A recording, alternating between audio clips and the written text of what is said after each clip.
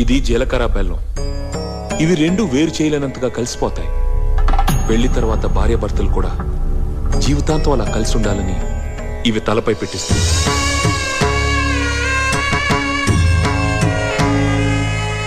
ఇది మంగళసూత్రం.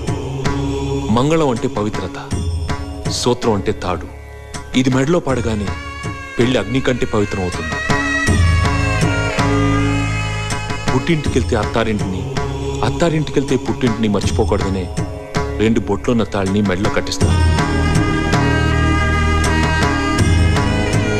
తలంబ్రాలంటే తలపై నుండి రాలిపడేవి. ఆ ఇంట్లో సిరి సంపదలు కూడా అలా వచ్చి పడాలనే తలంబ్రాలు పోయిస్తారు.